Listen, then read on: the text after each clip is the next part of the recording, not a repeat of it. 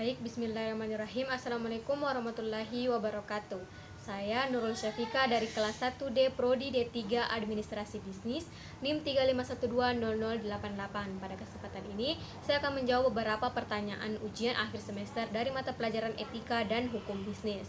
Pertanyaan pertama, jelaskan jenis-jenis organisasi bisnis. Nah, ada 3 jenis-jenis organisasi bisnis, yaitu pertama, perorangan. Bisnis yang bersifat perorangan mudah didirikan dan juga mudah dibubarkan. Dalam pembiayaan dibiayai oleh yang bersangkutan.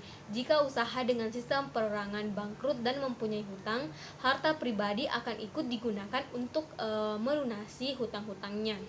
Bagian kedua adalah persekutuan. Bisnis persekutuan adalah gabungan dari beberapa orang. Pendiriannya juga mudah dan mudah juga dibubarkan. Jika terjadi bangkrut dan ada hutang, harta pribadi anggota persekutuan dapat diambil untuk melunasi hutang-hutang persekutuan tersebut. Dan yang ketiga adalah perseroan terbatas. Organisasi bisnis dengan perseroan terbatas atau PT, pengurusan pembuatannya relatif lebih sulit dibandingkan dengan perorangan dan persekutuan.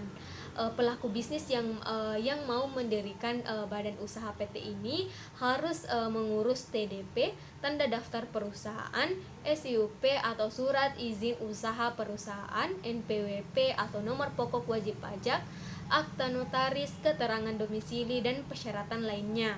Meskipun demikian, ada jasa yang menyediakan kepengurusan ini sehingga mempermudah pengurusan dokumen-dokumen tersebut.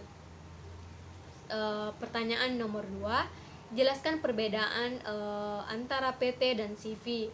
Perseroan terbatas merupakan badan usaha yang dibentuk oleh 2 orang atau lebih yang memiliki status badan hukum, sedangkan CV merupakan persekutuan perdata yang di dalamnya terdapat 2 jenis sekutu, yaitu sekutu pasif dan sekutu aktif. Sekutu pasif adalah sekutu yang hanya memasukkan modal, sedangkan sekutu aktif yaitu yang melakukan pengurusan selain memasukkan modal. Selanjutnya, pertanyaan nomor 3. Jelaskan peran hukum dalam dunia bisnis. Secara keseluruhan, peran hukum dalam bisnis akan menjamin fungsi keamanan dan mekanisme pasar, melindungi usaha terutama UMKM, dan memperbaiki sistem keuangan dan perbankan. Intinya, adanya hukum yang khusus mengatur aspek ini akan mewujudkan bisnis yang adil dan merata bagi semua pihak. Pertanyaan nomor 4, jelaskan kenapa merek dagang sangat penting dalam sebuah bisnis. Dengan adanya merek dagang, bisnis kita akan mendapatkan perlindungan hukum, berkurang risiko terjadinya tindakan plagiaris, dapat menambahkan nilai aset perusahaan, menjaga citra perusahaan, kepercayaan konsumen, dan merek dagang sangat penting karena merek akan memberikan identifikasi bahwa sebuah produk berbeda dengan produk lainnya. Pertanyaan nomor 5. Jelaskan syarat sahnya perjanjian jual beli. Pertama, kesepakatan para pihak. Artinya, dalam membuat suatu perjanjian harus mencapai kesepakatan para pihak atas hal-hal yang diperjanjikan. Yang kedua adalah kecakapan para pihak, atau istilah kecakapan yang dimaksud dalam hal ini berarti berwenang para pihak untuk membuat perjanjian. Yang ketiga adalah adanya objek perjanjian. Artinya, suatu perjanjian harus memiliki objek yang jelas.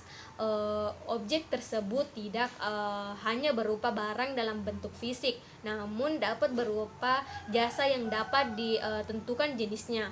Yang keempat adalah sebab yang halal, artinya berhubungan dengan isi perjanjian itu sendiri, di mana perjanjian tersebut dibuat berdasarkan tujuan yang tidak bertentangan dengan hukum yang berlaku.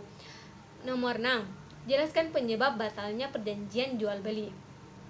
Kebatalan perjanjian jual beli hak atas tanah dapat terjadi bila mana tidak terpenuhinya syarat sahnya suatu perjanjian sebagaimana tertulis dalam pasal 1320 KUH Perdata, yaitu pertama, sepakat mereka mengikat dirinya, yang kedua adalah kecakapan untuk membuat suatu perjanjian, yang ketiga suatu hal tertentu, dan yang keempat adalah suatu sebab yang halal.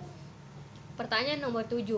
Jelaskan peran hukum bisnis internasional bagi perusahaan multinasional.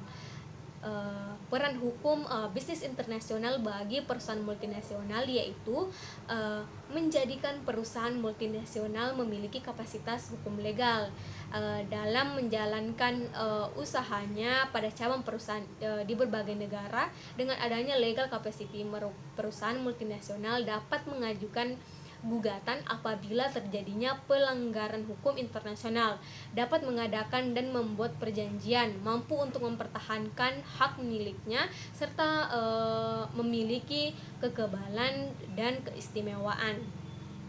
Sekian dan terima kasih. Assalamualaikum warahmatullahi wabarakatuh.